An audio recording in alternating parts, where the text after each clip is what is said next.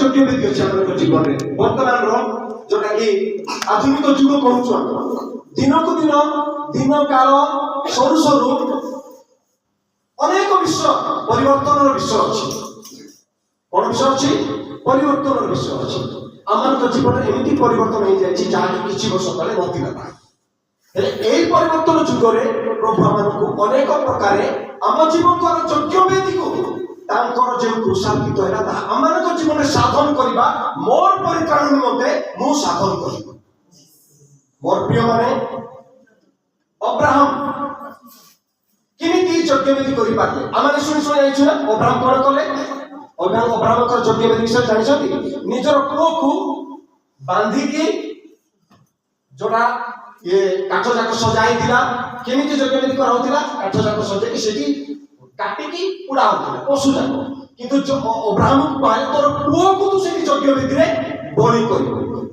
ଆମକୁ ଅନେକ ଥର ଏଇ ଷ୍ଟୋରି ଶୁଣି ଆସିଲା ପରେ ଏଇ ଗୋଟେ ବିଷୟ ଲାଗିଛି ଯେ ନିଜର ପୁଅକୁ ଯଦି ବଳି କରିଦେବା ପାଇଁ ପରମେଶ୍ୱରଙ୍କ ଉଦ୍ଦେଶ୍ୟରେ ବଳି କରିବା ପାଇଁ ଯଦି ସେ ପଛେଇଲା ନାହିଁ ବୋଲି କେମିତି ଆମର ହେଇଥିବ? କିନ୍ତୁ ପ୍ରଭୁଙ୍କର ଅନୁଗ୍ରହ ଆମମାନଙ୍କ ଜୀବନ ପାଇଁ ଏମିତି ଅଛି। ଆମେ ଆଜି ବୁଝିବା କେମିତି ଜାଣିଛନ୍ତି? ବହୁତ ସହଜ ଥିଲା। ମୋ ସହିତ ବୁଝିବାକୁ ଚେଷ୍ଟା କରନ୍ତୁ। ବହୁତ ସହଜ ଥିଲା। ନିଜର ପୁଅକୁ କେତେ କଷ୍ଟରେ 100 ବର୍ଷ ବୟସରେ କେତେ ପ୍ରାର୍ଥନା କରିକି କେତେ ଝୁରିକି ଯୋଉ ପୁଅକୁ ପାଇଛନ୍ତି ସାରା ଆଉ ଅବ୍ରାହମ ଆଉ ସାରା ପାଇଛନ୍ତି କେତେ କଷ୍ଟରେ ସେଇ ପିଲାକୁ ଅତି ସହଜ ଭାବରେ ସେ ବଳିକୃତ କରୁଥିଲେ। ଏଇଟା ବାକ୍ୟ ଆମମାନଙ୍କୁ ବୁଝାଉଛି। କେମିତି ଜାଣିଛନ୍ତି?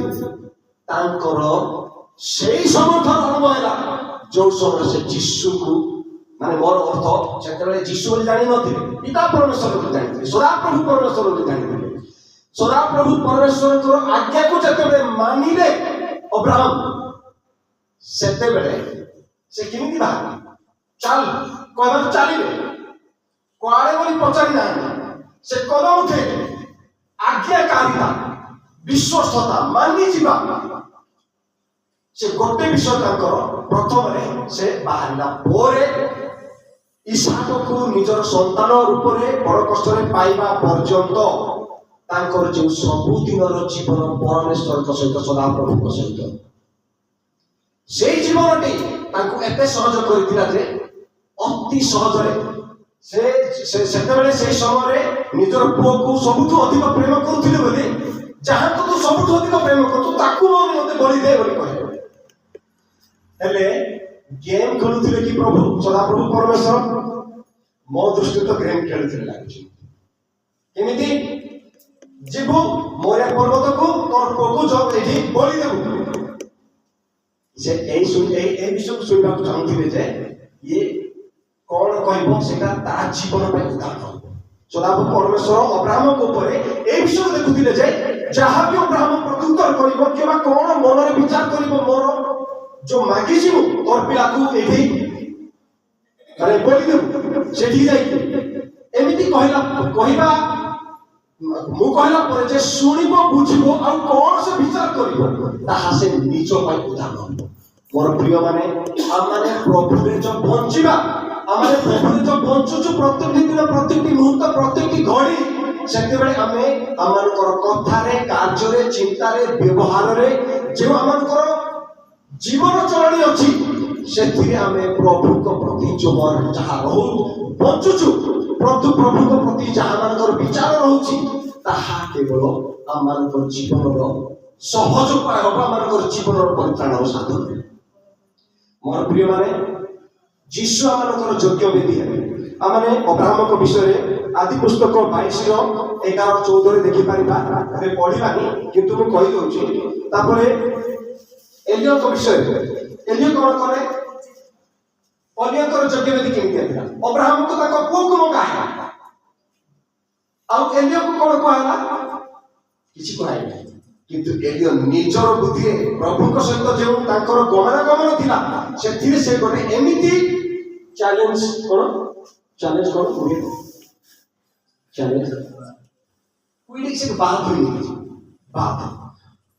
ମାନେ ସେ ଚ୍ୟାଲେଞ୍ଜ କଲେ।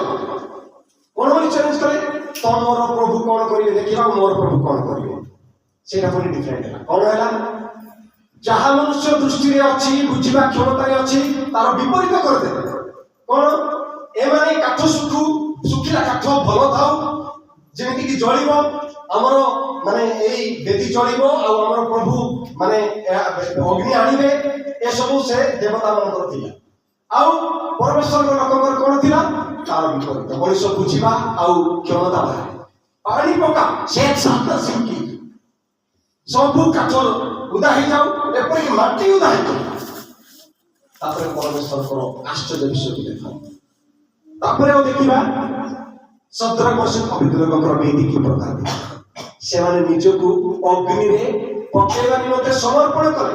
ରାଜା, ତମେ ଯାହା ଚାହିଁବ ତାହା କରିପାରିବ, ଯଦି ବା ଆମମାନଙ୍କର ପରମେଶ୍ୱର ବି ରକ୍ଷା କରିବାକୁ ସକ୍ଷମ। ସେ କରିବେ ନ କରିବେ ତାଙ୍କର ଇଚ୍ଛା, କିନ୍ତୁ ଆମେ ସତ୍ୟ ତାକୁ ଛାଡ଼ି ପାରିବୁ। ମୋର ପ୍ରିୟ ମାନେ, ସଦ୍ରକ ଅଭିଦ୍ରକ ମାନଙ୍କର କି ପ୍ରକାର ଯୋଗ୍ୟ ଥିଲା। ସେମାନଙ୍କୁ ନିଜକୁ ପକାଇ ଦିଆଯିବ, ସେମାନେ ନିଜେ ସେଇଠି ବଳୀକୃତ ହେବେ, ସେଥିରେ ସେମାନେ ଖୁସି ଥିଲେ। ପକାଇ ଦିଆଗଲା, କିନ୍ତୁ ସେଇଠି ସେହି ଯୀଶୁ ଆମମାନଙ୍କର ପରମେଶ୍ୱରଙ୍କର ସେମାନଙ୍କ ମଧ୍ୟରେ ଜଣେ କରି ସେମାନେ ପୁଣି ଯୋଉ ଆସିଲେ, ଆମେ ସେ ଷ୍ଟୋରିକୁ ଜାଣିଛୁ। ହାଲେଲୁୟା। ଆଉ ଟିକେ ପୂର୍ବରୁ ଯିବା, ପ୍ରଥମରେ କଇନ ହେବଲ ମାନଙ୍କର। କଇନ ହେବଲ କିଏ କାହାକୁ ମାରିଥିଲା? କିଏ କାହାକୁ ମାରିଥିଲା? କଇନ ହେବଲକୁ ମାରିଥିଲା। ହେବଲ କଇନକୁ ମାରିଥିଲା। କଇନ ହେବଲକୁ ମାରିଥିଲା। କ'ଣ ପାଇଁ? ଦେଖିଲା ଭଲ ପଟିଗଲା ହେବଲ ସହିତ। କାହାର? ସଦାପ୍ରଭୁଙ୍କର ଭଲ ପଟିଗଲା, ଆଉ ମୋର ଅଗ୍ରାହ୍ୟ ହୋଇଗଲା। କ'ଣ ହେଲା?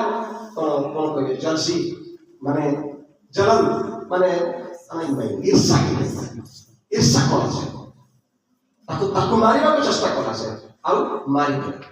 କିନ୍ତୁ ଆମମାନେ ଏଇଠି ବୁଝିବାକୁ ପଡିବ, ହେବଲ ଏଇ ଯଜ୍ଞ ବେଦୀରେ ବଳୀକୃତ ହେଇଛନ୍ତି।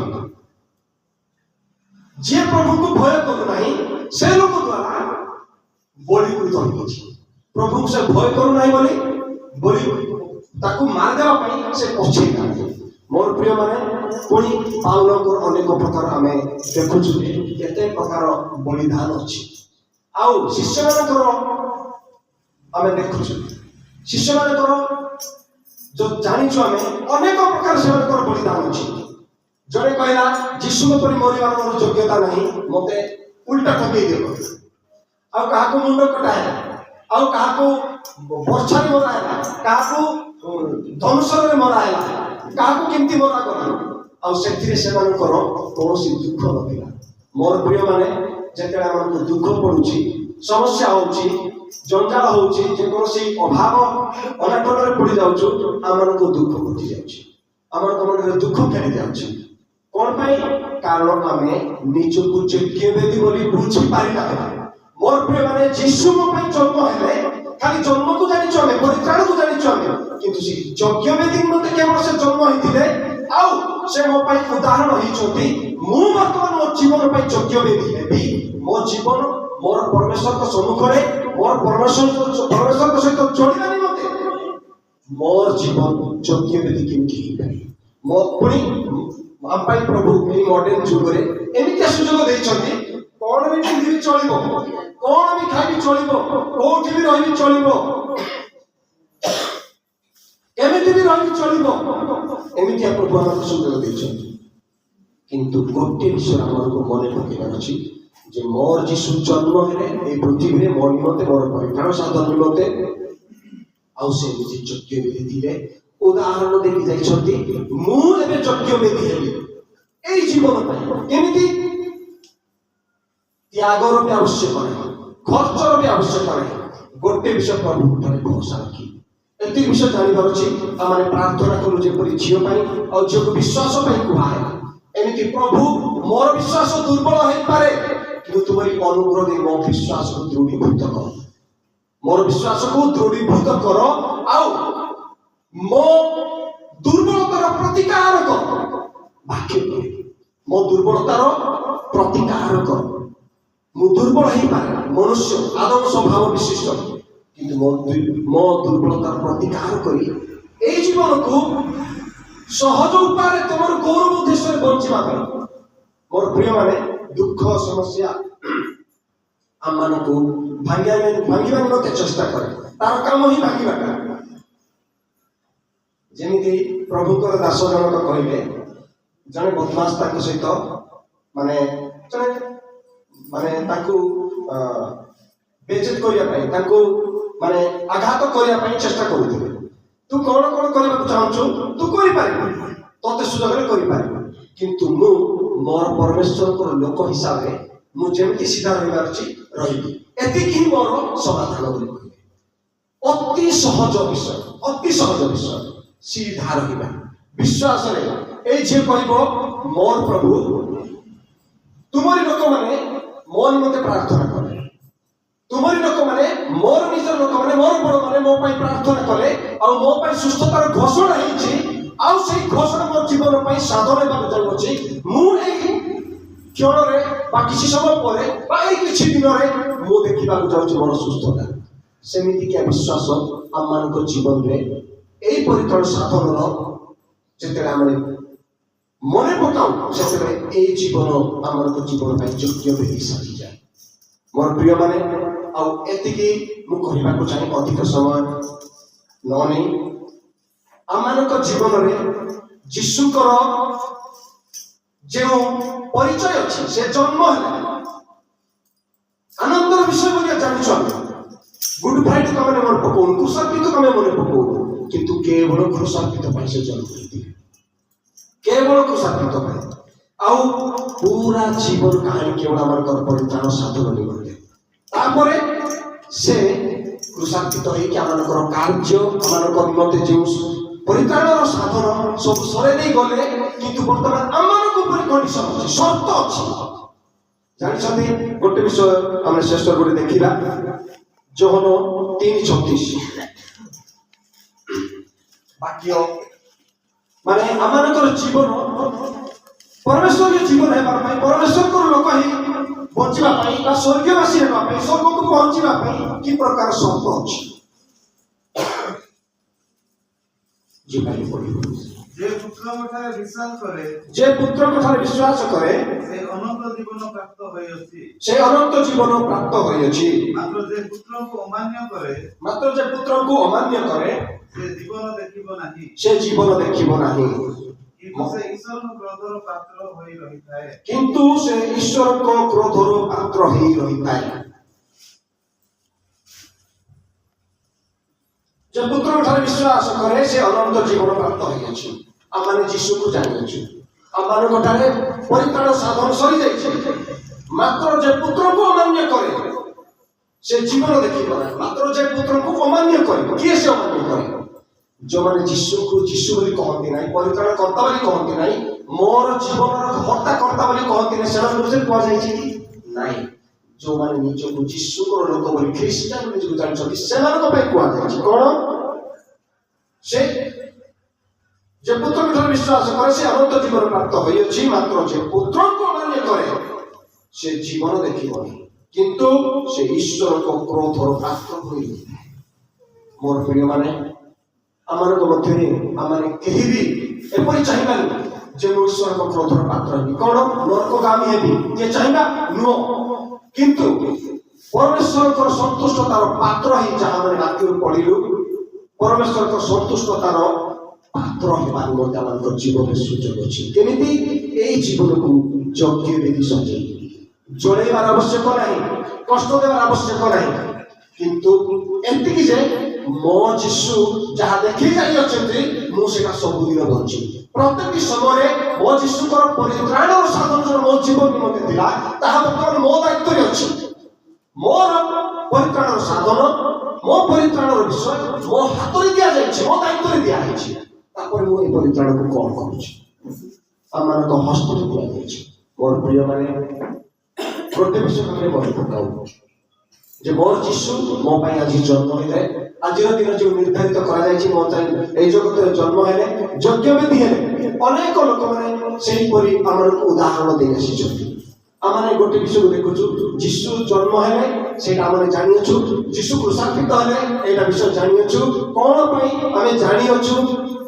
କାରଣ କଣ ଥିଲା ତାଙ୍କର ପ୍ରେମର ଆଶ୍ଚର୍ଯ୍ୟ ବିଷୟ ଥିଲା ଆମମାନଙ୍କର ପରିତ୍ରାଣ ସାଧନ ନିମନ୍ତେ ଏ ବିଷୟ ଆମେ ଜାଣିଅଛୁ। ତାପରେ ଆମମାନଙ୍କ ହସ୍ତରେ ଯେ ଦାୟିତ୍ୱକୁ ଦିଆଯାଇଛି, ମୋର ପ୍ରିୟମାନେ এই ଦାୟିତ୍ୱକୁ ଆମେ ତୁଲା ଆସୁ ପ୍ରତ୍ୟେକ ଆମେ କିଛି ନାହିଁ। Praise the Lord. Hallelujah. ମୋ ସହିତ କହିବେ ସମସ୍ତେ ଆଖି ବନ୍ଦ କରିବା। हे प्रभु यीशु, तुम्हारी अनुग्रह परित्राण मो जीवन निमंते जाथिला ताहा जे वर्तमान मो दायित्व अछि। पवित्र वाक्य प्रमाणे प्रभु ताहाको साधन निमंते मते शक्ति प्रदान कर।